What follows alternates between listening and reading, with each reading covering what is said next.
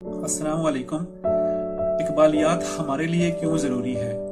کیونکہ پاکستان اقبالی کی فکر کا نتیجہ ہے۔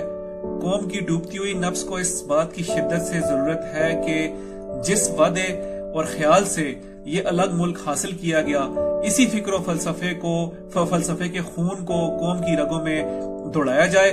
اپنے بچوں کی تربیت میں کلام اقبال کو ضرور شامل کیجیے۔ یہ 5، 10 یا 15 منٹ آپ کے لیے اور اس پوری قوم کے لیے قیمتی ثابت ہوں گے۔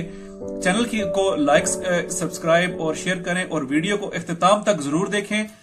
اب بڑھتے ہیں اپنے اصل موضوع کی طرف۔ آج ہم بال جبریل کی تفہیم کے سلسلے میں غزل نمبر 14 کے ساتھ، جو اس کا حصہ اول کی غزل نمبر 14 ہے، کے ساتھ حاضر ہیں۔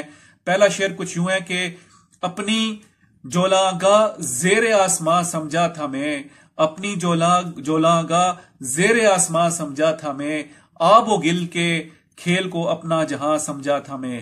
جولاگاہ گھوڑا دوڑانے کا میدان، جد و جہد کا میدان، آب و گل کا کھیل، پانی اور مٹی کا کھیل، آب سے مراد پانی اور گل سے مراد مٹی۔ میں سمجھتا تھا کہ میری تگ و دو اور کوشش کا جو میدان ہے وہ اصل میدان اس آسمان کے نیچے ہے، اور میں پانی اور مٹی کے کھیل کو اپنی دنیا سمجھتا تھا۔ اگلا شعر ہے کہ بے حجابی سے ٹوٹا نگاہوں کا طلسم، بے حجابی سے تیری ٹوٹا نگاہوں کا طلسم، ایک ردائے نیلگوں کو آسماں سمجھا تھا میں۔ بے حجابی سے مراد بے پردہ ہونا، مراد کائنات میں خدا کے جلووں کا ظاہر ہونا۔ طلسم سے مراد جادو، ردائے نیلگوں نیلی چادر۔ جب تو نے بے حجاب ہو کر جلوہ دکھایا تو میری نگاہیں جس باطل طلسم یعنی جادو میں الجھی ہوئی تھی، وہ طلسم، وہ جادو ٹوٹ گیا۔ اس وقت معلوم ہوا کہ میں جو کچھ سمجھ رہا تھا وہ سراسر غلط تھا۔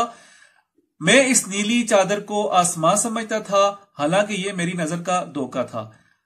اگلا شعر ہے کہ کارواں تھک کر فضا کے پیچ و خم میں رہ گیا، کارواں تھک کر فضا کے پیچ و خم میں رہ گیا، مہر و ماہ و مشتری کو ہم انا سمجھتا تھا میں۔ کارواں، قافلہ، پیچ و خم، موڑ اور چکر، مہر و ماہ و مشتری، سورج اور چاند اور ستارے، اور ہم انا مطلب باغ، انان کا مطلب ہوتا ہے باغ، لگام، ہم انا ساتھ چلنے والے ہم سفر۔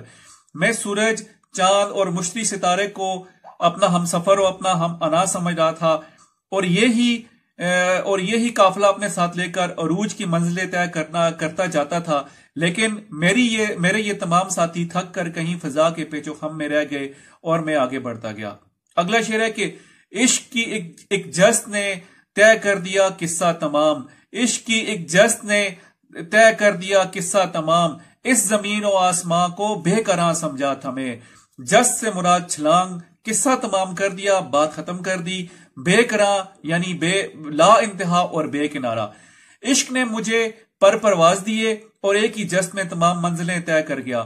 جن منزلوں تک، جن حقائق تک انسان اپنی سوچ اور فکر سے صدیوں کے سفر کے بعد پہنچتا ہے، عشق یعنی وحی الہی وہ حقائق ایک دم کھول دیتی ہے، کیونکہ وحی براہ راست اللہ تعالیٰ کی طرف سے دیا گیا علم ہوتی ہے۔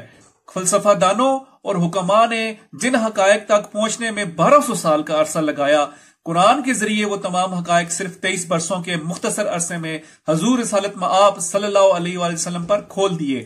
شاعر کا کہنا ہے کہ میں پہلے بے خبری میں زمین و آسمان کو لا انتہا اور بے کنارہ سمجھ رہا تھا، اب معلوم ہوا کہ بے کنارہ نہیں، ان سے آگے بھی جایا جا سکتا ہے۔ کہہ گہیں راز محبت پردہ داری ہائے شوق، کہہ گہیں راز محبت پردہ داری ہائے شوق، تھی فغاں وہ بھی جس سے ضبط فغاں سمجھا تھا میں۔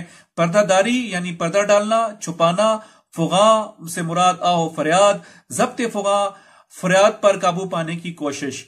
مجھے پسند نہ تھا، اچھا نہ معلوم ہوتا تھا کہ میرے شوق کا راز فاش ہو، لہذا اسے ہر ممکن کوشش سے چھپانے میں لگا ہوا تھا اور اس پر پردہ پوشی کر رہا تھا، یہاں تک کہ آؤ فغاں بھی نہ کرتا تھا کہ میرے شوق کا راز ظاہر ہو جائے۔ لیکن انہی پردہ داریوں کی کوشش نے میری محبت کے راز تشت ازبام کر دیا ہے۔ گویا میں جس شے کو ضبط فغاں سمجھتا تھا تاکہ محبت چھپی رہے، وہی میری فغاں بن گئی۔ थी किसी दरमांदा रहरो की सदाए दर्दनाक, थी किसी दरमांदा रहरो की सदाए दर्दनाक, जिसको आवाज रहीले कारवां समझा था मैं। दरमांदा रहरो पीछे रहा हुआ मुसाफिर, पछड़ा हुआ मुसाफिर, सदाए दर्दनाक दर्द भरी आवाज, आवाज रहील कारवां काफिले की रवानगी, कूच का ऐलान, रहील यानी रवानगी। मैं जिस आवाज को काफिले की कूच का ऐलान समझता था वो दरअसल किसी काफिले से बिछड़े हुए मुसाफिर की दर्द भरी सजा थी। हासिल कलाम ये कि इंसान को दुनिया की रंगीनियां रानाइयां खुदा से गाफिल कर देती हैं। वो सफर आखिरत की तैयारी नहीं करता। जब बिस्तरे मर्ग पर पड़ जाता है तो अपनी गफलत पर पशेमा होता है और उसके रुएं रुएं से ये सदा निकलती है कि मुझे थोड़ी सी और मोहलत मिल जाए ताकि मैं आखिरत के लिए कुछ सामान तैयार कर लूं। ये थी बाले जिब्रील के इस हावल की गजल नंबर 14। अगली गजल के लिए हमारी अगली वीडियो का इंतजार कीजिए।